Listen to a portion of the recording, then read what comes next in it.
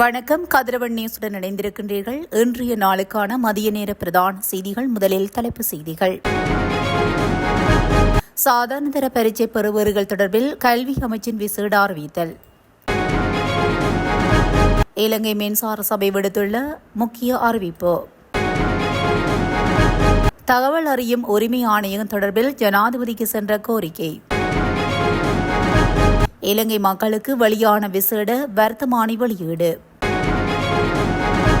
ஊழல் பெற்ற 2 போலீஸ் அதிகாரிகள் திடீர் கைது. யாழ்ப்பாணத்தில் சிறுவர்களுக்கு வழங்கிய சத்துமா பொதியினுள் புழுக்கள். ஹெட்டன் கொழும்பு பிரதான வீதி சாரதிகளுக்கு விடுக்கப்பட்டுள்ள எச்சரிக்கை. பதுளையில் சுற்றுலா பேருந்து விபத்து, 3 பலி. தொடர்பான விரிவான செய்திகள். 2024-2025 ஆண்டு காப்போத்த சாதாரண தர பரீட்சையின் பெறுபவர்கள் வெளியிடப்படுவது தொடர்பாக கல்வி அமைச்சு விசேட அறிவித்தலை வெளியிட்டுள்ளது.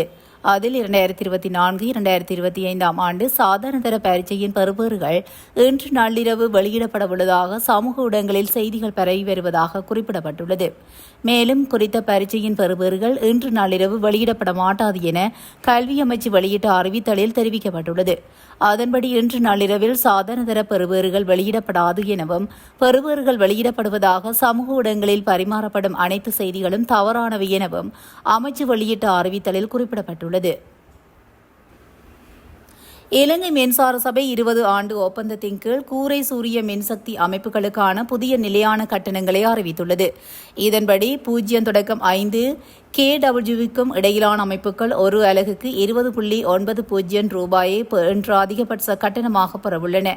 இதனைத் தொடர்ந்து 5 தொடக்கம் 20 kW அமைப்புகள் அலகு ஒன்றுக்கு 19.61 ரூபாய் கட்டணம் கிடைக்கும். இந்த நிலையில் அமைப்பின் அளவு அதிகரிக்கும் போது கட்டணம் குறைகிறது. எடுத்துக்காட்டாக 20 தொடக்கம் 100 kW அமைப்புகள் அலகு ஒன்றுக்கு 17.46 ரூபாயை பெறும். அதே நேரம் 100 தொடக்கம் 500 kW அமைப்புகள் 15.49 ரூபாயை பெறும். 500 தொடக்கம் 1000 kW மற்றும் அதற்கு மேற்பட்ட 1000 kW-விலிருந்து பெரிய அமைப்புகள் முறையே 15.07 ரூபாய் மற்றும் 14.46 ரூபாய்களை பெறும் என்று அறிவிக்கப்பட்டுள்ளது.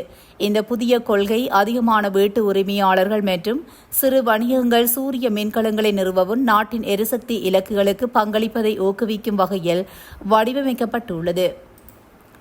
தகவல் அறியும் உரிமை ஆணையகத்தின் நிறுவன ஒருமைப்பாட்டை பாதிக்கும் முக்கியமான பிரச்சினைகளுக்கு தேர்வு காணுமாறு ஜனாதிபதியிடம் கோரப்பட்டுள்ளது.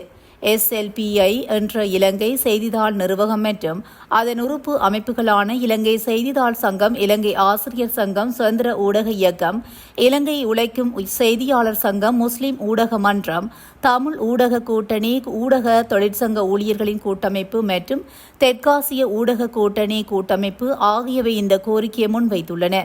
2025 மார்ச் 4ஆம் தேதியன்று வெற்றிடமான தகவல் அறியும் உரிமை ஆணையகத்தின் தவிசாளர் நிலை இன்னும் நிரப்பப்படவில்லை என்பதை இந்த அமைப்புகள் சுட்டிக்காட்டியுள்ளன. அத்துடன் ஆணையகத்துக்கு தேவையான அத்தியாவசிய சட்ட பணியாளர்களை ஆட்சேர்ப்பு செய்வதற்கு ஒப்புதல் அளிப்பதில் அரசாங்கம் தாமதப்படுத்துவது தொடர்பாகவும் குறித்த அமைப்புகள் தமது அதிருப்தியை வெளியிட்டுள்ளன. ஆணையகத்துக்கு என சுயாதீன நிதி வழங்கப்பட வேண்டுமென்றும் அது பாதீட்டிலிருந்து ஒதுக்கப்பட வேண்டுமென்றும் இலங்கை செய்தித்தாள் நிறுவகம் உட்பட்ட அமைப்புகள் ஜனாதிபதியிடம் கோரியுள்ளன.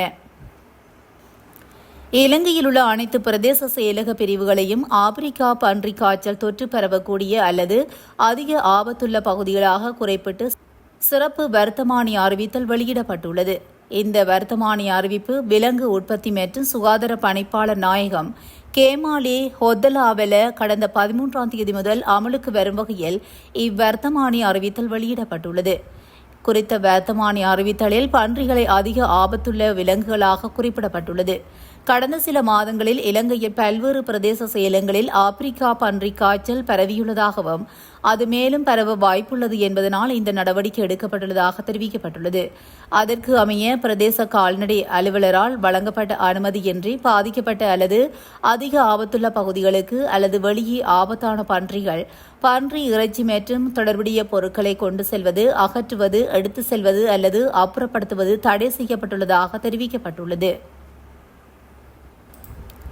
அம்பாறை பகுதியில் நபரொருவரிடம் லஞ்சம் பெற்றதாக குற்றம் சாட்டப்பட்ட 2 போலீஸ் சார்ஜென்ட்டுகள் இன்று லஞ்ச ஊழல் ஆணைக்குழுவினால் கைது செய்யப்பட்டுள்ளனர். கைது செய்யப்பட்டவர்கள் அம்பாறை குற்றத்தடுப்பு பிரிவில் பணியாற்றிய 2 போலீஸ் சார்ஜென்ட்டுகள் என தெரியவந்துள்ளது.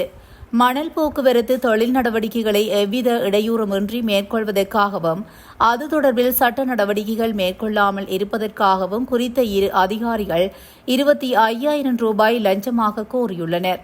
இதனைத் தொடர்ந்து கிடைக்கப்பெற்ற முறைப்பாட்டின் அடிப்படையில் குறித்த போலீஸ் சார்ஜென்ட்டுகள் இருவரும் லஞ்சம் கோரியமை, அதனை பெற்றுக்கொண்டமை மற்றும் அதற்கு உடந்தையாக இருந்தமை ஆகிய குற்றச்சாட்டுகளின் கீழ் லஞ்ச ஊழல் ஆணைக்குழுவினால் கைது செய்யப்பட்டுள்ளனர். கைது செய்யப்பட்ட சந்தேக நபர்கள் நீதிமன்றத்தில் ஆஜர்படுத்தப்பட உள்ளனர். யாழ்ப்பாணம் உரிம்புராய் பகுதியில் வழங்கப்பட்ட சத்துமா பொதியினுள் பொருட்கள் காணப்பட்ட நிலையில் சத்துமா நிறுவனத்துக்கு எதிராக முறைப்பாடு பதிவு செய்யப்பட்டுள்ளது. உரிம்புராய் பகுதியில் உள்ள சிறுவர்களுக்கு யாழ்ப்பாணத்தில் உள்ள தொண்டு நிறுவனம் ஒன்றினால் நேற்று சத்துமா வழங்கப்பட்டது. அந்த சத்துமாவினை பரிசோதித்த ஒருவர் அது தரமற்ற சத்துமா என சந்தேகமடைந்த நிலையில் அதனை அரிதட்டின் மூலமாக அரித்தபோது அதில் புழுக்கள் இருப்பது கண்டறியப்பட்டுள்ளது. இந்த நிலையில் சிறார்களிடமிருந்து அனைத்து சத்துமா பைகளையும் பெற்றுக்கொண்ட குறித்த நபர் அதனை ஊரில் உள்ள பொது மண்டபம் ஒன்றில் வைத்துள்ளார். அதனையடுத்து அந்த நபருடன் தொண்டு நிறுவனத்தினர் சிறிது நேரம் முரண்பாட்டில் ஈடுபட்டதுடன் சத்துமா பொதிகளை எடுத்து சென்றதாக தெரிவிக்கப்படுகிறது. அதனையடுத்து இதுகுறித்து பொது சுகாதார பரிசோதகர் மற்றும் கிராம சேவகரிடம் முறைப்பாடு பதிவு செய்யப்பட்டுள்ளது என தெரிவிக்கப்பட்டுள்ளது. ஹெட்டன் கொழும்பு மற்றும் ஹெட்டன் நுவரெலியா பிரதான வீதிகளில் மண்சரிவு அபாயம் நிலவுவதாக நுவரெலியா மாவட்ட அனர்த்த முகாமைத்துவ பிரிவு தெரிவித்துள்ளது.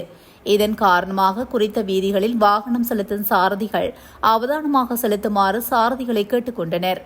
இதேவேளை நேற்று இரவு முதல் மத்திய மலைநாட்டில் நிலவும் மழையுடனான காலநிலையை தொடர்ந்து அங்குள்ள நீர்த்தேக்கங்களின் நீர்மட்டம் அதிகரித்துள்ளதாக தெரிவிக்கப்பட்டுள்ளது. பதுளை தொங்கித்த பகுதியில் சுற்றுலா பேருந்து ஒன்று வீதியில் கவிழ்ந்து விபத்துக்குள்ளானதில் 3 பேர் உயிரிழந்துள்ளதாக காவல்துறையினர் தெரிவித்துள்ளனர். உயிரிழந்தவர்களில் 2 பெண்களும் உள்ளடங்குவதாக காவல்துறையினர் தெரிவித்துள்ளனர். அத்துடன் விபத்தில் காயமடைந்த 26 பேர் மருத்துவமனையில் சிகிச்சை பெற்று வருவதாக மருத்துவமனை வட்டாரங்கள் தெரிவிக்கின்றன. விபத்து தொடர்பில் மேலதிக விசாரணைகளை காவல்துறையினர் முன்னெடுத்துள்ளனர். இதுடன் மதிய நேர பிரதான செய்திகள் நிறைவடைகின்றன. தொடர்ந்தும் செய்திகளோடு இணைந்திருக்க கதிரவன் நியூஸுடன் இணைந்திருங்கள். நன்றி, வணக்கம்.